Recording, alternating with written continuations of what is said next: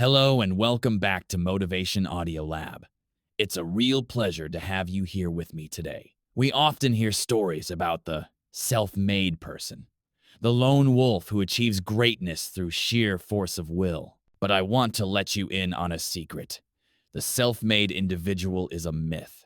No one, and I mean no one, achieves anything meaningful in a vacuum.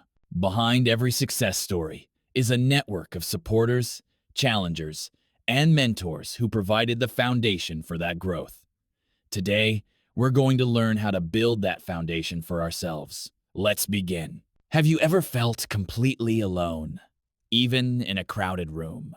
Have you ever had a big dream or a difficult struggle that you felt you couldn't share with anyone because you believed no one would truly understand? This feeling of isolation is one of the most painful human experiences, and it's a massive barrier to personal growth. We think we need to be strong and figure everything out on our own, but this is a trap that leads to burnout and stagnation. The truth is, connection is not a luxury. It is a biological necessity. Just as we need food and water, we need support and community to thrive. Think of your life and your ambitions as a skyscraper you are trying to build. A support network is the foundation of that skyscraper. It's mostly invisible to the outside world, buried deep beneath the surface. But without a deep, strong, and stable foundation, you can only build a few stories high before the entire structure becomes unstable. A powerful support network is what allows you to build to incredible heights, to withstand the storms of life, and to have the stability to reach for your greatest potential. Today, we're not just talking about making friends. We're talking about intentionally engineering that foundation, piece by piece. The first step, before you can build anything new, is to survey the land and assess the materials you already have. This is the relationship audit. I want you to take a piece of paper or open a new note and think about the people currently in your life, your family, your colleagues, your friends. Now, instead of just listing names, let's categorize them by the role they play. Who are the cheerleaders? The people who always offer a kind word and believe in you. Who are the challengers? The honest friends who aren't afraid to question your assumptions and push you to be better. Who are the mentors? The people who have already walked the path you're on. And who are the companions? The friends you simply have fun with and relax around. Be honest with yourself. This isn't about judging anyone. It's about creating a clear picture of your current foundation. You might find it stronger in some areas than others. You might have many companions, but no mentors. This awareness is the essential starting point. Once you have your audit, you can move to step 2, which is to identify the 3 key roles you need to thrive. A complete support network isn't just one type of person. It's a balanced team. For true growth, you need to intentionally cultivate relationships with people who fill these 3 critical roles. First, you need the mentor or the guide. This is someone who is at least a few steps ahead of you on a path you want to walk. They have the experience and wisdom to offer shortcuts and help you avoid common pitfalls. You can find mentors in your workplace, at industry events, or even virtual mentors by deeply studying the work of authors and creators you admire. The key to connecting with a mentor is to be respectful of their time. Don't ask, "Will you be my mentor?" Instead, ask for specific, brief advice on a single problem. Show that you have done your own work first. The second role is the peer, or the mastermind. This is not a mentor, but an equal. It's a small, dedicated group of 2 to 4 people who are at a similar stage in life, facing similar challenges. This is your accountability group, your personal board of directors.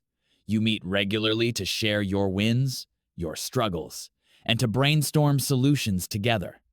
This is a relationship of mutual growth. You can start a mastermind group yourself. Think of 2 people you know who are ambitious and trustworthy. and simply invite them to a monthly call to discuss your goals. This peer support is what will keep you going when the journey gets tough. The third, and perhaps most important role, is the cheerleader, or the confidant. This is the friend who loves and supports you unconditionally. They aren't there to critique your business plan or challenge your assumptions.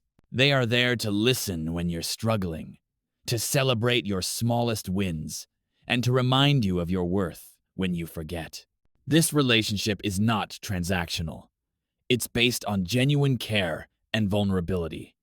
You must nurture these relationships. Make time for these people. Ask them about their lives. Be their cheerleader too.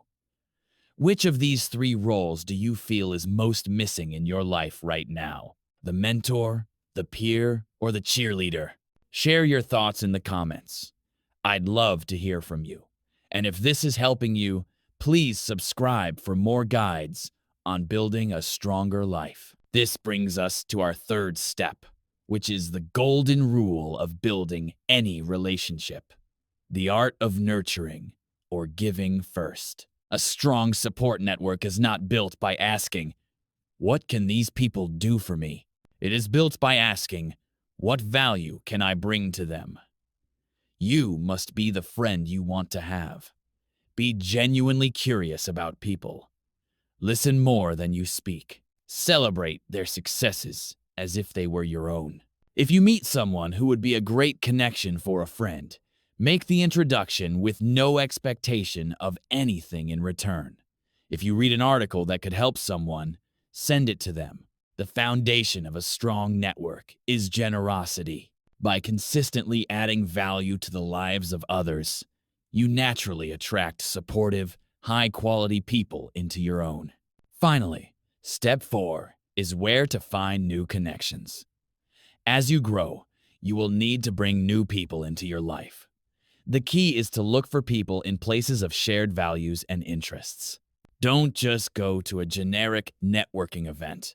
Instead, join a club or group based on a genuine hobby you have: a hiking group, a book club, a pottery class. Volunteer for a cause you believe in. You will meet people who share your core values. And don't underestimate the power of online communities.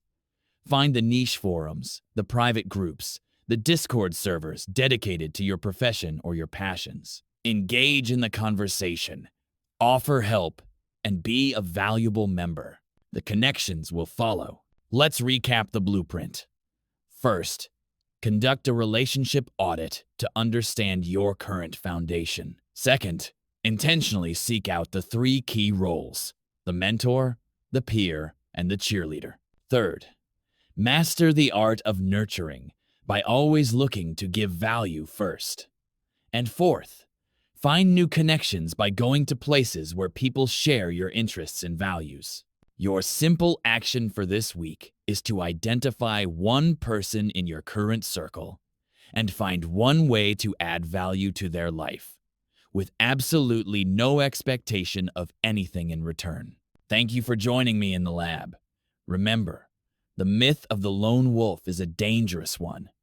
We are a tribal species.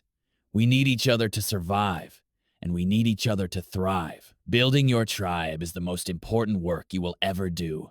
In our next session, we'll explore how to overcome the inner critic and build unshakable self-belief. Until then, be well and be connected.